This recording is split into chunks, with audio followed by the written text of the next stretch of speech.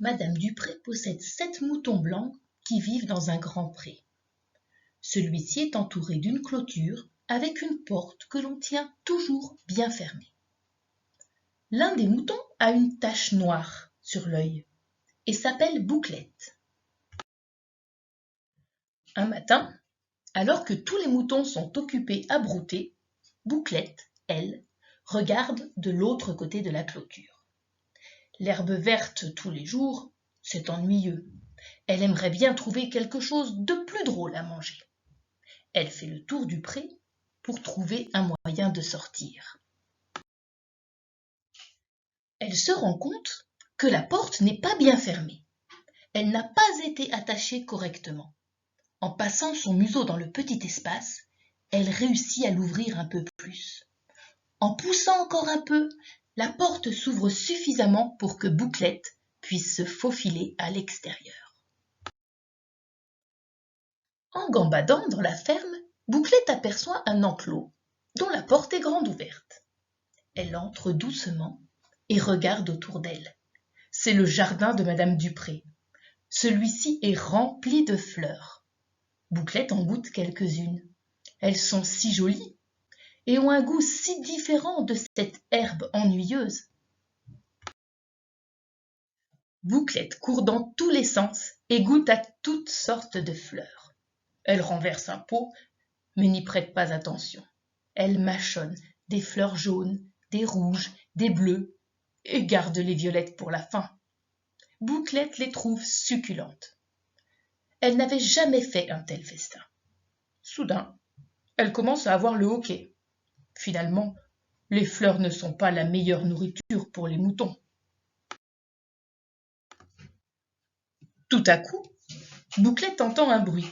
Elle arrête de mâcher et écoute. « Que fais-tu dans mon jardin, Bouclette ?» s'écrie Madame Dupré. « Mais tu as mangé toutes mes fleurs.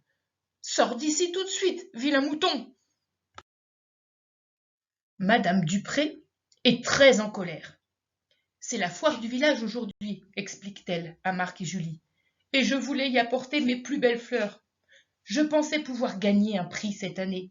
Malheureusement, Bouclette les a toutes abîmées. »« Il en reste peut-être assez pour faire un tout petit bouquet, » dit Julie. Bouclette a peur et sort du jardin en courant. Elle se cache derrière la palissade et les observe. Elle sait qu'elle a fait une grosse bêtise, car jusqu'à aujourd'hui, Madame Dupré ne l'avait jamais grondée. Julie prend la main de sa maman. « Viens, lui dit-elle, il faut y aller maintenant. »« Oui, répond Madame Dupré, nous sommes déjà en retard. Le temps que nous arrivions, tout aura commencé. »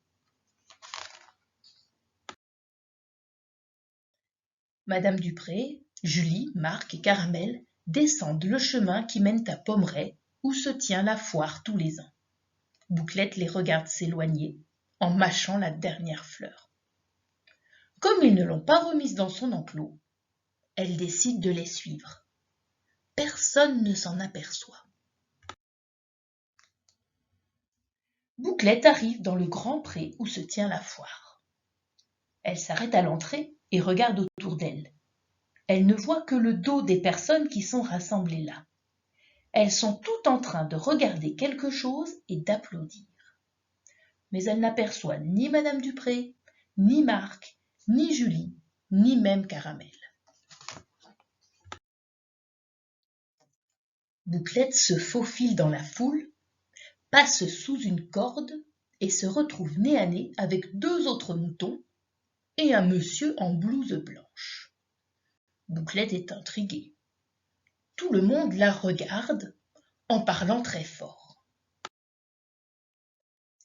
Tout à coup, Madame Dupré et Caramel se précipitent sur elle. « Que fais-tu là, Bouclette ?» demande Madame Dupré. « Tu devrais être à la ferme. »« Ce mouton est à vous ?» demande le monsieur à la blouse blanche. « Oui, » répond Madame Dupré, « mais je ne sais pas ce qu'il fait là. » Quoi qu'il en soit, il a gagné le prix du plus beau mouton, déclare le monsieur. Voici une coupe d'argent pour vous et une cocarde pour votre mouton. C'est formidable, dit Madame Dupré en riant. Merci beaucoup. Marc et Julie caressent Bouclette, et Caramel semble se demander pourquoi il n'a pas gagné de prix. Une fois la foire terminée, Madame Dupré, Julie, Marc et Caramel ramènent Bouclette à la ferme des pommiers. Madame Dupré porte la coupe d'argent et Bouclette arbore sa cocarde derrière l'oreille. Elle sait que quelque chose de bien s'est passé et a l'air toute contente. Maintenant, dit Madame Dupré, tu vas retourner dans ton pré et ne te sauve plus. En somme, tu es une coquine très maligne.